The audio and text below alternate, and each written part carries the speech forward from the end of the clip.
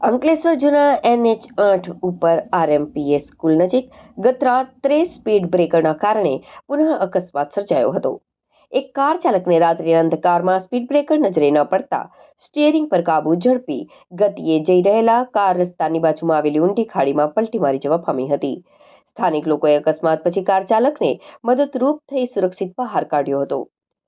પ્રાપ્ત વિગતો અનુસાર ભરૂચ અંકલેશ્વર જૂના નેશનલ હાઈવે પર અકસ્માતોની કડી અટકતી જ નથી. ગત રાત્રે RMPS સ્કૂલ નજીક ફરી એકવાર ગંભીર અકસ્માત સર્જાયો હતો. થોડા જ દિવસો અગાઉ આ જ જગ્યાએ યુ ટર્ન નજીક બનાવાયેલા નવા સ્પીડ બ્રેકરના કારણે રિક્ષા પલટી મારી હતી અને અનેક વાહન ચાલકો અકસ્માતનો ભોગ બનતા બચ્યા હતા. રાત્રિના સમયે આ સ્પીડ બ્રેકર નજરે ન પડતા વાહન ચાલકોને અકસ્માતનો ભોગ બનવો પડે છે.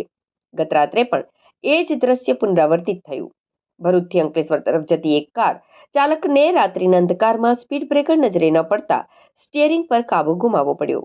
ઝડપી ગતિએ જઈ રહેલી કાર રસ્તાની બાજુમાં આવેલી ઊંડી ખાડીમાં પલટી મારી ગઈ હતી. સદનસીબે કાર ચાલકને આ બાદ બચાવ થયો હતો. લોકોએ અકસ્માત પછી કાર ચાલકને મદદરૂપ થઈ સુરક્ષિત બહાર કાઢ્યો હતો. વારંવાર બની રહેલા આવા અકસ્માતને પગલે લોકોમાં ભારે રોષ જોવા મળી રહ્યો છે.